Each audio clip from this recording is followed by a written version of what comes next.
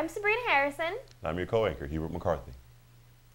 A fundraiser was held Sunday for a Cranberry Township police corporal who was severely injured while chasing a suspect in February. Corporal Dan Hahn was injured when he fell 20 feet from an overpass on Interstate 79. The suspect leaped from the overpass, and Hahn went after him, not knowing the distance of the jump. The suspect, Thomas Booth, died, while Hahn suffered a broken neck and back. Local businesses and companies and communities and groups all organized a fundraiser for him at a Cranberry restaurant to raise money to cover for his medical debt that was not covered by his insurance. Hahn is still recovering from his life-threatening injuries, but said he's getting strength in his muscles back and building up his stamina. Even though it was a great weekend for students, faculty, and alumni, the Tomcats had a hard time on the turf Saturday afternoon. St. Vincent maintained a giant lead throughout the game with the score 30-0 at halftime. The Tomcats came back with 2 touchdowns, but it wasn't quite enough. The match against St. Vincent and the final score, 36-14. Now let's go to sports.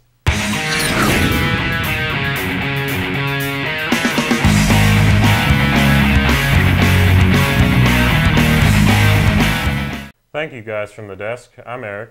And I'm Tanner. In the first story in sports today, we have Ozzie Guillen walked away from the Chicago White Sox on Monday after being unable to secure a contract extension, and he apparently is walking into a new job managing the Florida Marlins. Guillen's quest for a new deal from the White Sox was denied, so the talkative, sometimes outrageous, and always colorful manager asked to be released from his current contract. Guillen's website later had a post describing how thrilled he was to join the Marlins and how he couldn't wait to get started. Guillen's website post might have been premature, but according to a source, it was correct. Guillen will accept a managerial job with the Florida Marlins for 4 years. Atlanta Braves third baseman Chipper Jones had an MRI on his ailing right knee, but is in the lineup for a potential postseason clinching game against the Philadelphia Phillies. Jones had the knee checked out Tuesday morning. The MRI showed a buildup of fluid and nothing but bone on bone, which is what's causing all the pain. There's no structural damage, however, and Jones didn't even consider coming out of the lineup. The Braves have a 1-game lead in the NL wildcard with 2 games left in the regular season. They can clinch a second straight trip to the playoffs with a win over the Phillies and a loss by the St. Louis Cardinals, who are playing at Houston. Manchester United wasted a 2-goal lead and fell behind Basel before salvaging a 3-3 draw in the Champions League on Tuesday night, while Real Madrid cruised to a 3-0 victory over Ajax. Ahead early in the second half at Old Trafford, United needed Ashley Young's 89th minute goal on a header to gain a second straight tie in Group C. It was a worse night for big spending neighbor Manchester City, which lost 2-0 at first place Bayern Munich, to leave it with just 1 point in Group A. Real Madrid swept aside Ajax on goals by Cristiano Ronaldo, Kaká, and Karim Benzema in a Group D meeting of teams with 13 European Cup titles. Inter Milan earned its first points in Group B after Mauro Zaretti scored a tie-breaking goal for a 3-2 win at Moscow. Adrian Peterson on Tuesday said the Vikings have to take it personal in order to rebound from an 0-3 start in which the team has blown 3 straight second-half leads. The star running back also can't explain why he hasn't been getting the ball as much as many would expect.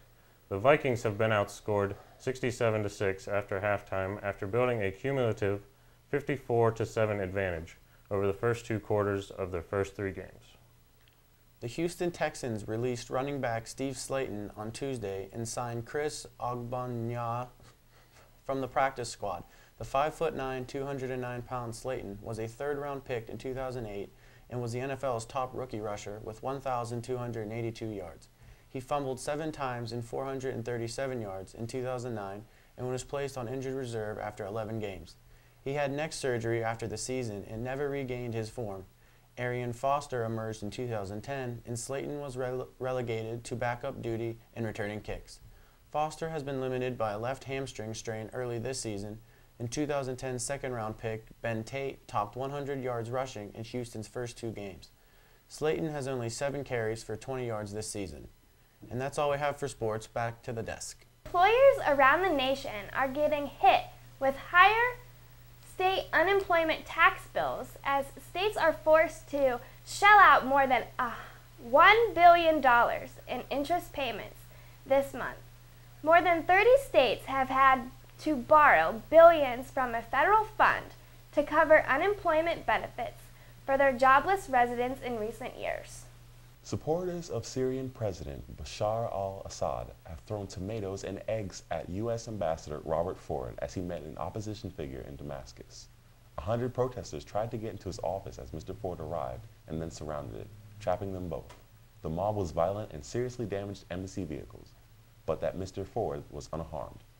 Earlier, Syria accused the U.S. of inciting violence against its military. In addition to unveiling the iPhone 5 next week, Apple plans to discontinue the more dated versions of its music player in favor of sleeker models like the iPod Nano and iPod Touch. The iPod Classic, now outdated to consumer technology, may be getting the axe along with its cousin. The iPod Shuffle, according to a blog that focuses on Apple News. Citing an unnamed source, the unofficial Apple webblog is reporting that in addition to unveiling the iPhone 5 next week, Apple plans to discontinue the more dated versions of its music player in favor of sleeker models like the iPod Nano and iPod Touch. Now, let's see what's happening in the world of entertainment. Thank you. I'm Alex Reed. And I'm Ryan Thornton. Our first story, at the iHeart Music Festival, Lady Gaga dedicated to Jamie Rodemeyer, who had committed suicide not too long ago from bullying. His bullying came from him being gay. Lady Gaga feels so strongly about this, she tweeted that there would be a meeting with President Obama about outlawing bullying. Rest in peace, Jamie Rodemeyer. You will be missed. More than 2 years after Michael Jackson's death, the manslaughter trial of his personal physician, Dr. Conrad Murray, opened in a Los Angeles courtroom Tuesday, September 27th. Murray, who was working on a $150,000 a month retainer, faces 4 years in prison and the loss of his medical license if found guilty. A lot of evidence is pointing to guilty, but we will have to wait and see where the verdict stands. Rihanna is showing no signs of stopping. No, seriously. Only days after the release of her new single, We Found Love, the pop megastar has already started filming a video for the sparkly dance track. Donning an extremely long safety pin shirt, bandana bikini, and jeans.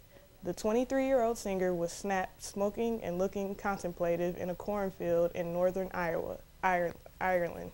According to BBC News, hundreds of spectators took to nearby roads to catch a glimpse of the pop star during the video shoot. For all the Lady Gaga and Cher fans out there who fainted at the news that the two of pop music's biggest stars have teamed up on a soon-to-be-released record, your wait is almost over. Cher herself confirmed via Twitter back in August that we would hear the greatest thing sometime in September, and because the month is quickly coming to an end, we should only have a few more days to wait to hear the highly anticipated track. Rihanna goes topless again.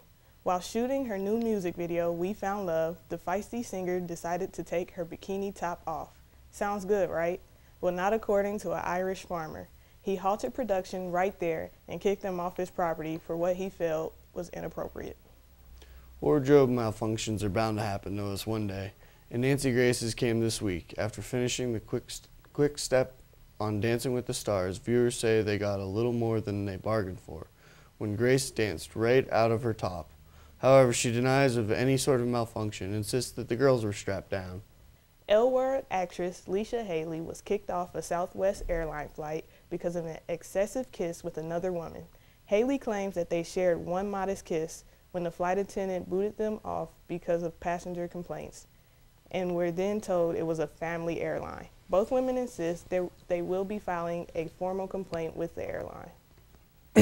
Comedian and daytime talk show host Ellen DeGeneres said she is fine after being treated for chest pains Monday morning. The scare happened after she first felt tightness and heaviness in her chest on Sunday, but waited until Monday morning to call paramedics. Luckily, the star hasn't lost her sense of humor and joked that the paramedics were strippers that she had called, and that was how the rumors got started. Finally, Charlie Sheen has made peace with 2.5 Men. After suing Warner Brothers for a crazy $100 million, the suit has finally been settled out of court. In the lawsuit, Sheen accused creator Chuck Lorre for harassing and disparaging him. The amount was calculated based on lost earnings for both Sheen and the crew. However, rumor has it that Charlie received about $25 million. So Charlie, please stop whining now. Back to you at the desk. Reynolds School District employees are getting raises this year after all, thanks to a larger than expected state subsidy.